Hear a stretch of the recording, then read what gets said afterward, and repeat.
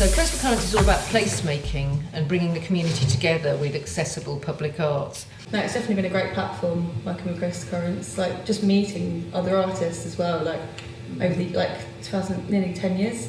Yeah, it's just I've met this whole community of crazy people from Hastings, like not just Hastings, but like yeah, it's great. It just gave me a chance to really get to know people, just talk to people whilst I was working, and make my mark and make a sort of permanent mark on the street.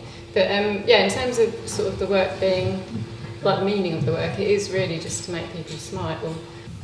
Everybody, you see things in the street where someone's just done something, you think, oh, that's really good, that's fantastic, that's my hero for the day.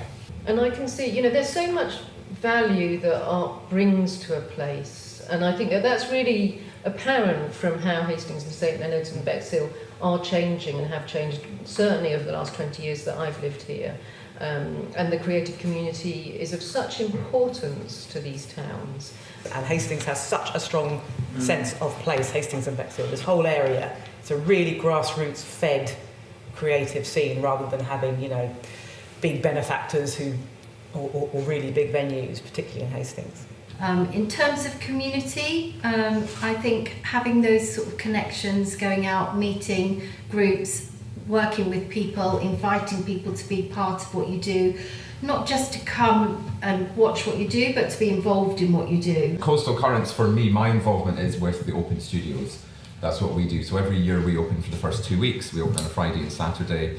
And it's really valuable to us because a lot of the artists that we have just started out. And it's a great experience for them to actually talk about their work, because when you work in a studio, you're spending all this time on your own. You don't really communicate with people. So having the public come in and to chat about your work, and a lot of these artists haven't exhibited before, so it's a really good chance for them to get used to what it's like to be an artist. So I think working with Coastal Currents has been quite interesting because there were lots of different avenues there, lots of different people, starting from looking at locations and getting to the museum and then getting to know the museum people, and yes.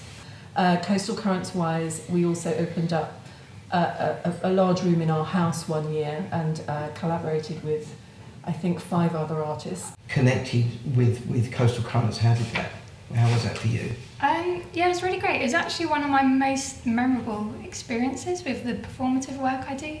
That for me really sort of shines in that area, and if you'd seen the looks on the faces of the people that lived there and how elated they felt that somebody was actually giving them a little jewel in their street, When you're commissioned to do a mural, that is an imposition on an environment there. You're putting something there that that people have to. If they come to me and they say, "Oh, I really like that drawing," they've made a choice. Whereas if I'm doing a mural, they're going to have to like it or lump it, basically. You're amazing, Tina, because but she gives so much support to artists, just to keep going, just to persist. It's a word we've used a lot, and I wanted to let her know how much help she'd been to me persisting with my art. So Coastal Currents can have that kind of magical effect on everybody.